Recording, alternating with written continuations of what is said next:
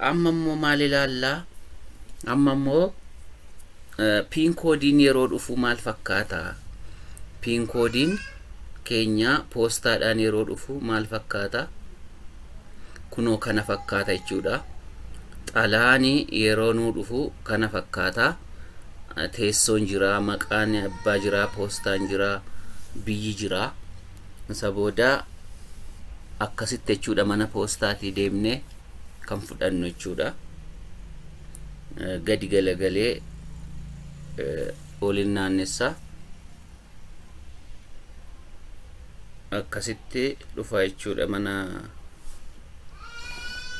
poostaatii yeroo fudhannu kana fakkaata jechuudha bifni isaa bifni piin koodii keenya kana fakkaata yeroo dhufu kana fakkaata jechuudha.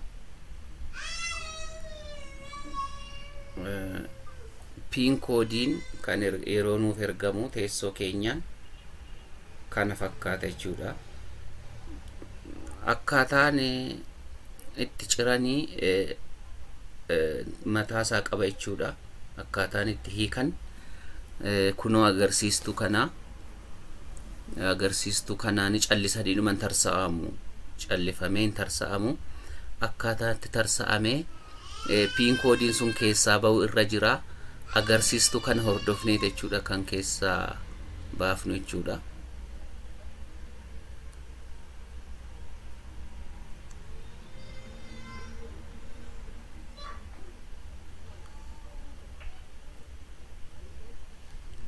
Akkasitti bitaaf mirgaa jechuudha. Amma kallattii bitaa fi mirgaatiin akkasitti tarsaasne jechuudha.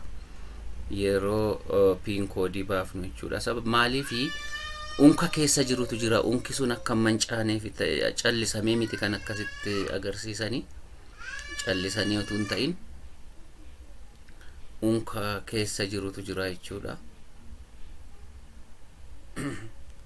Unki suni akka hin banneefi amma erga amma akkasitti amma sirrii miti jechuudha. Lama akkasitti akka itti tarsaasuun sirrii miti hin deemamu jechuudha. Amma akkasitti tarsaasuun sirrii miti. Kanaafuu maal ta'a? Akkaataa akka agarsiistu kanaan hordofamee tarsa'uu qaba jechuudha. Kanaaf agarsiistu kanaan hordofamee tarsa'uu qaba jechuudha malee akka duratti gargar galakkisiisuuf yaalame sanaatti miti jechuudha. Amma akkasittidha jechuudha. Yeroo akkasitti saaqxanii ilaaltanii inni yeroo darbe haasofni as keessatti barreeffamee jira argitanii. Step 1, step 2, step 3, step 4 maal akka ta'e asirratti agarsiifama argitanii. Gulantaa tokkoffaa, gulantaa lammaffaa, gulantaa sadaffaa, gulantaa arfaffaan asirra jira jechuudha argitanii. Kanaaf kan akka amma argametti hin tarsa'amne jechuudha. Akkuma argametti kan hin tarsa'amne adeemsa mataasaa kan qabuuf kanaaf jechuudha. Akkasidha. Amma immoo akkaataatti guunnu ilaallaa jechuudha. Attamitti guunna, attamitti akka piin koodii kana guunnu waliin ilaalla jechuudha. Amma tarsaasnee baafneerra. Kunoo ishee mataa dura irra jirtu argitanii. Kunoo akkuma congratulationii sana akkuma congratulationii sana mataa YouTube keessan irratti mata duree YouTube keessan irratti isinii dhufa argitanii. Gaafuma biyyatti poostaa piin koodii keessan isinii erge kana isinii erga kana isinii erga kana irratti fida jechuuko YouTube irratti mata duree YouTube keenya irratti kana fida. Important today, please sign in to your AdSense account to verify your address using the PIN code mailed to your billing address jedha. Achi isa booda kaffaltiin si raawwata. Kuno PIN koodiin kan teessoo kee ibsu teessoo kee si mirkaneessu poostaati guutteen waan ergamee jiruu fi fuudhiitii guutii mirkaneessi teessoo kee mirkaneessi akka kaffaltiin si raawwatu jedhe isa booda kan akkasumatti dhiiftu jechuudha. mata duree ma YouTube keessan irratti ittiin buutanii yoo dismiss ettanii attamitti akka guuttan itti dhufna jechuudha. isa booda learn more tuqaa jechuudha. amma learn more fi dismiss jira jechuudha. piin koodiin yeroo ergamu mata duree YouTube keenya irratti kan mul'atu learn more fi dismiss dha. isa booda maalan godha learn more tuqaa jechuudha. learn more gaafan tuqu kunoo lanaa fide jechuudha. learn more gaafan tuqu eessatti nageesse adsense account itti nagalche jechuudha. adsense account itti kallattiidhumaan takka kallattiin isin galchuu dhiisuu danda'a yookiin password isin gaafachuu danda'a takka isin gaafachuu ta'a. isa booda kunoo kallattiidhaan adsense itti nagalche adsense account kootti nagalche amma piin koodii isa duratti saaqee baase sana asirratti guuta jechuudha. kunoo kana fakkaata unkisaa dhufnee gaafa adsense account keessa seennu kana fakkaata jechuudha.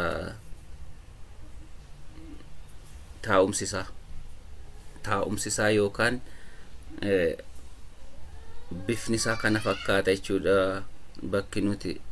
isa booda maalan tuqee enter pin isa jettu kunoo enter your pin to verify your payment address isa jettuun tuqee isa booda maalan godhaa kunoo lawaanan godhu asirra jira ila argite steppiidhaan. tokkoffaa sign in to your adsense account jedhe click payment jedhe verification check jedhe enter the pin exactly as it appears in your pin isa jedhu kana. isa booda akkasitti erganii guutee booda akkasitti guuti jedha. isa booda arfaffaarratti click submit tuqi. erga digiti jaansan erga galfattee booda maal godhedhe submit tuqedhe achi submit tuqxa jechuudha. amma mee akkamitti akka guunnu waliin ilaalla jechuudha. digiti jaansila poostaa keessaa baasne sana amma interpiinii tunneerraa kunoo kana fakkaata jechuudha.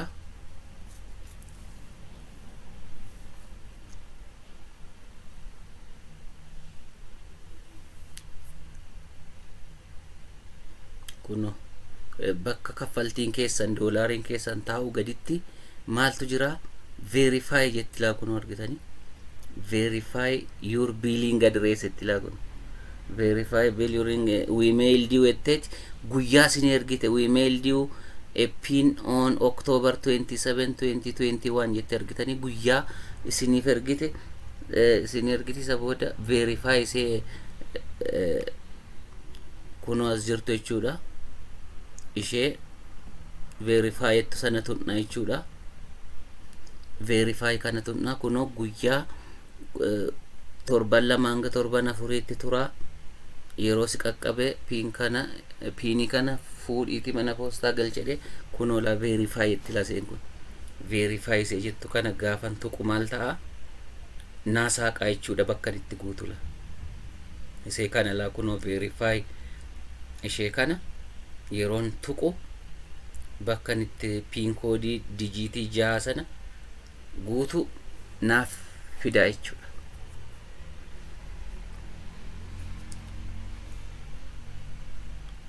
kuno address verification dha.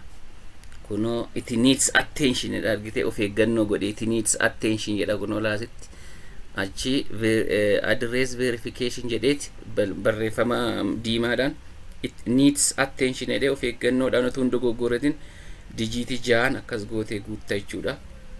kuno guyyaan barreeffamee as jira adreesaan itti ergaas jira teessoon itti naman itti ergaas jira. ani kuno digitii arfan kana digitii dhiifama digitii 6 kana digitii 6 kana erganii galchee booda maalan jedha submit jedha jechuudha. submit jechuun fudhadhu jechuudha. amma submit jennaan maal jedhee verify your identity jedhee confirm your personal information to get your account ready to receive payment jedhee amma address argite completed jedhe address verification completed xumurameera jedhee